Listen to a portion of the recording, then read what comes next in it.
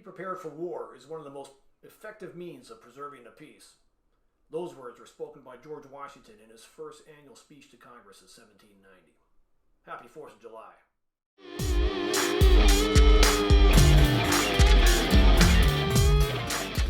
Hey everybody, happy 4th of July, and welcome back to Guardwell Defense. I'm Rob.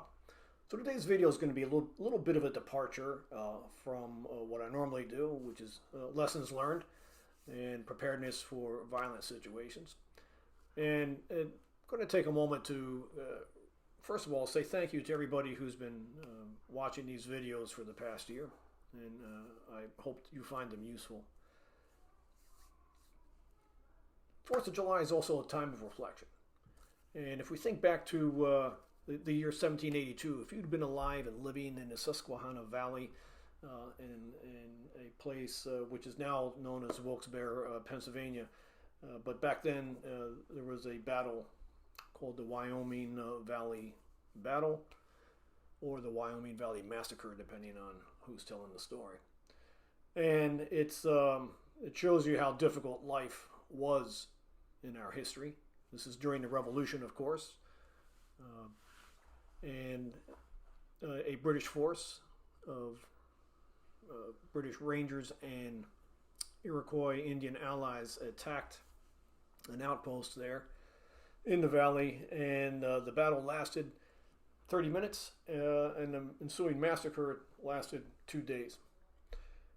The British commander, Colonel Butler, reported later that his Indian allies took 270 scalps, and he estimated a total of about 360 Americans were killed that day. Not only were they killed, but in the 2 days following the battle, the survivors were tortured, burned, tortured to death. These were hard times.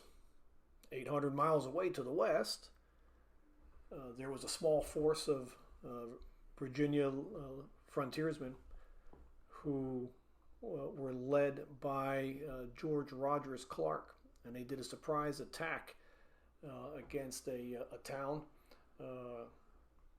that they were able to capture without the enemy firing a shot.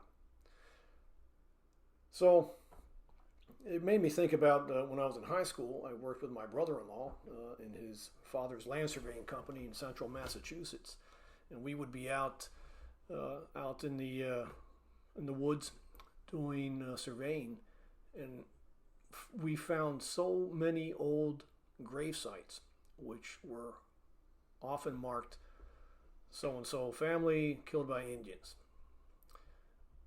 Really more common than I had ever imagined it to be. And it really kind of highlights how difficult life was a couple of hundred years ago. And even though this past year has been a crazy year on a number of fronts, and sometimes it seems like things are really taking a turn for the worse, and some of them have.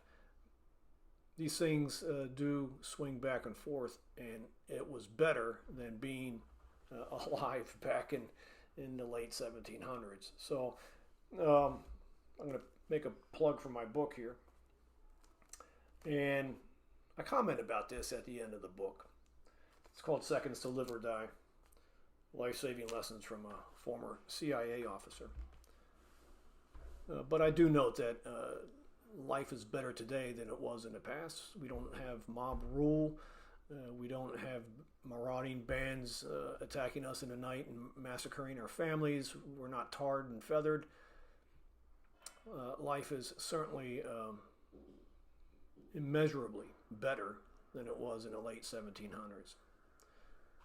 Now, George Washington's words about being prepared for war is one of the best and most effective means of preserving the peace holds absolutely true for our personal protection. So we will continue in subsequent videos with humility and respect to look at lessons learned on how we can better prepare for the eventuality of extreme violence. hopefully, most of us will go through life never having to contend with it.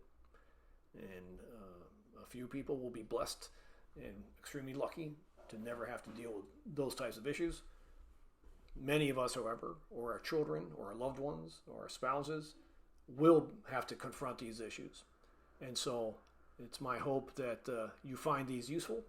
And again, I want to thank you for being a part of this, and I look forward to learning some more with you. Thank you.